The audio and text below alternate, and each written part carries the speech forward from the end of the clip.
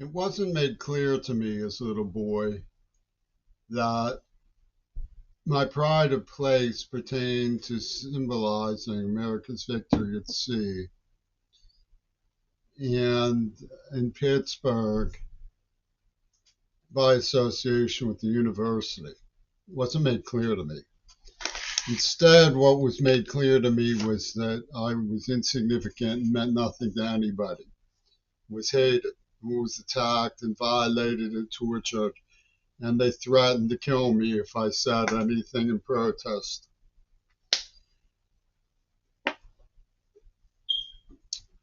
The way the Beatles went about setting up their plan, which now is in place, of blaming me for the Lennon macabre, was so that they could get away with doing anything that they wanted to me, was to murder my father, Ronald, and put don't know who on his obituary, like a whodunit, in the German Green Party and all the stuff about injecting people. Now, how it came to my attention was that the Gurdjieff Society had some kid who was talking about a scheme to transform the human race by injecting the blood in the early 80s in Tyler Art School when I went to Temple. And Fripp was in Gurdjieff Society, so I went up to Mount Desert Island where they had a war game going on, a sex war game during the AIDS attack. Walter Hodarewski, who I met at Claymont in West Virginia, where I went attended at the invitation of Fripp, was at a place called Northern Forest with this character. His name was Zell. And what they put into place in Seattle is this idea that folklore accepted, which is that none of the people who did anything to me did anything wrong. The police don't care because I named Reagan, and the Bar Association refuses to represent me in serial terror crimes. They've attacked my eyes, they've deafened me, they poisoned me in the mouth, they've given me Parkinson's, they attacked me in the heart. I was in emergency rooms. They chemically castrated me, gave me diabetes. There's a lot of things they've done. Is all nullified by the claim that I could have saved John Lennon in any way AIDS victims have it worse. So that's the Green Party don't know who system that Beatles put into place in 1984 when they murdered my father. Then they moved in 1986 to say, we're a dragnet doing guerrilla theater about the culture we live in, and you're going to be an object of our guerrilla theater through this cult of Gurdjieff. But the plan was in place back in the 70s.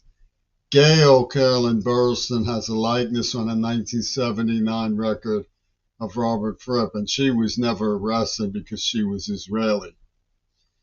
So nobody ever made the claim that I knowingly had anything to do with John Lennon's macabre. They claimed I didn't know, and that's their allegation. They pointed the finger at me, you didn't know, therefore you must die. And they let the people who they claimed did it go. And that's the story of the situation that Seattle lawyers dance to. We can put anything we want in your food. We can poison you in any way we want to. We can torture you in any way we want to. We can justify banning you from school, denying you a life, giving you Parkinson's. We can do anything we want because Yoko Ono says it's not as bad as what happened to John Lennon or Foucault. And when you actually explore the situation, there are layers of mystery and macabre to it. And by pointing the finger at me, they punish anytime they want to my attempts to determine what happened and more. And it's amazing to me that none of my friends expressed sorrow that I was stricken or abused. And of course, you can explain that one of two ways. You could say, well, that proves you deserved it, because who would, if even your friends won't say anything? Or you can explain it as the power and influence of the Beatles, which is clearly what really happened.